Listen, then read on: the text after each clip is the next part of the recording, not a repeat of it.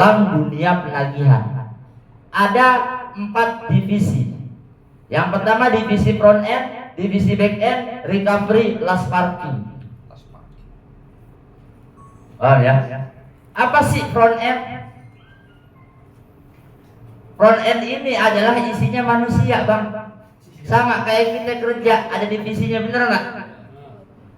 Cuman namanya divisi front end. Nah, cuman setiap aplikasi itu menamakan divisinya beda-beda. Cuman seperti ini aturan bakunya yang dikeluarkan oleh Bank Indonesia untuk divisi penagihan.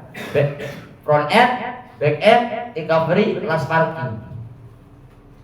Ya, pada saat kita masuk ke fase gagal bayar 1 sampai 3 bulan, data kita diolah sama yang namanya divisi front end. Makanya itu diteror. Ada yang seberdata, ada yang neror ke kantor. Itu orang-orang di divisi front end kerjaannya tuh 1 sampai 3 bulan. 1 sampai 3 bulan tidak ada pembayaran. Kemana data kita? Flow atau teralihkan ke divisi back end. Mulailah datang yang namanya kolektor. Paham? Mulailah datang yang namanya kolektor.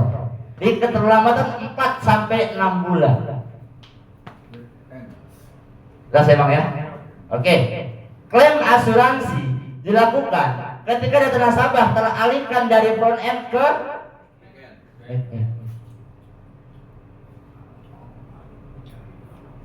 Itu udah mulai klaim asuransi itu. 9 Februari 3 bulan.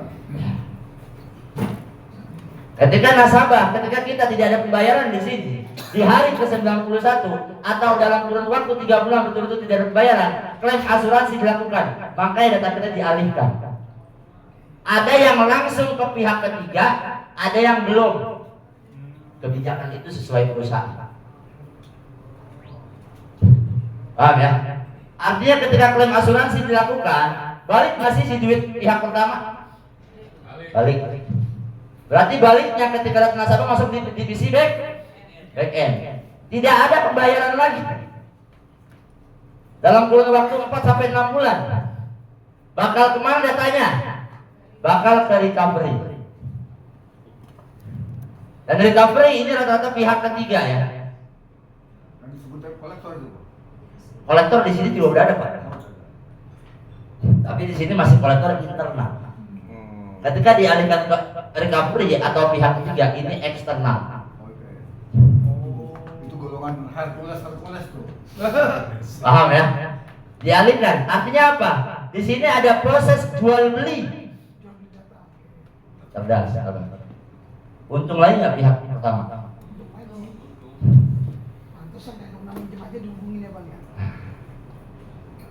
Paham ya? Artinya ada jual beli data di sini. Dari pihak pertama ke pihak ketiga.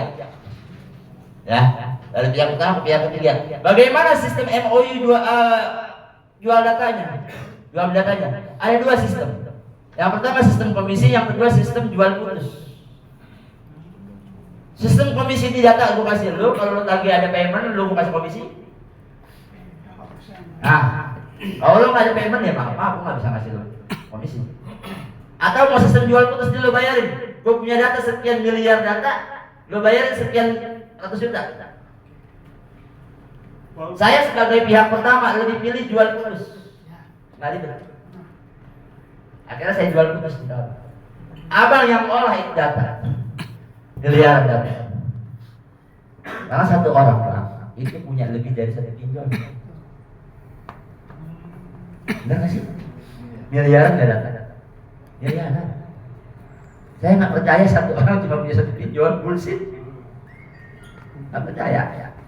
Minimal satu orang tuh punya 3 pinjol, 3 sampai 4. Saya yakin. Paham ya? Miliar data yang dijual. Diolah lagi jadi duit kan di sini. Jadi duit. Logikanya nggak mungkin mereka beli kalau nggak jadi duit. Mereka beli karena mereka paham jalur bisnisnya kayak gimana. Makanya mereka berani beli. Paham? Oke, kalau misalkan di sini tidak ada pembayaran juga, bakal lari kemana? Bakal lari ke sini.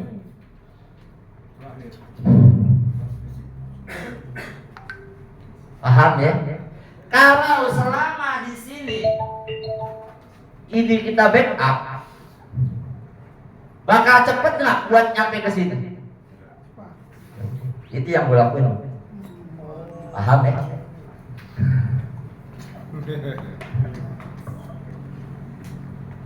Enak gak kalau paham? Ayo di sana praktekin, ayo.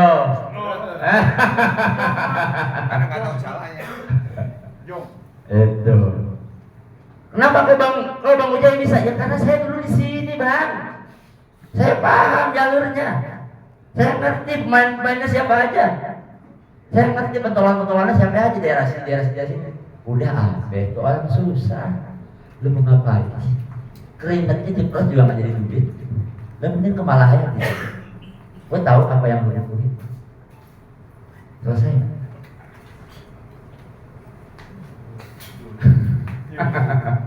Paham sampai sini? Jelas bang? Inilah penanganan kita nih. Gimana caranya supaya cepat sampai di sini? Last parking, tempat terakhir nih, data parkir di sini. Bang, tadi kan saya bilang pinjol ada di Indonesia dari tahun 2015. Sekarang tahun berapa? Orang yang gagal bayar di tahun 2015 ada nggak? Apakah masih ditagih? Enggak kan? Di mana datanya?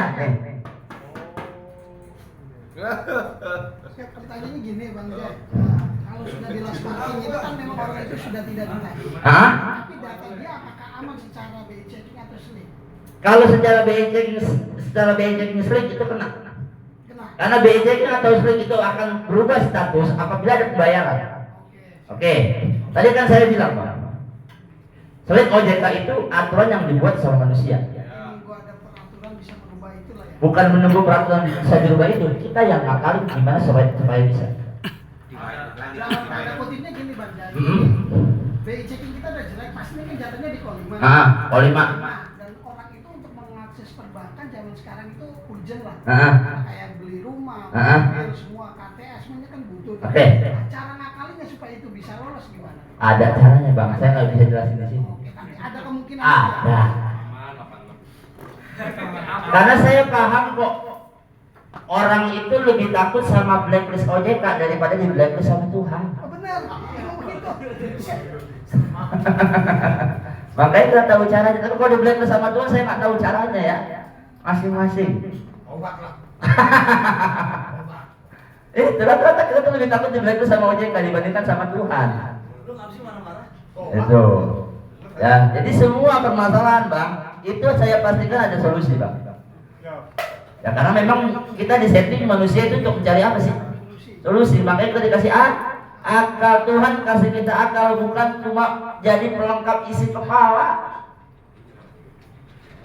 Tapi buat apa? Berpikir untuk apa? Bagaimana caranya apa yang lo pikirkan bisa bermanfaat buat sekitar lu?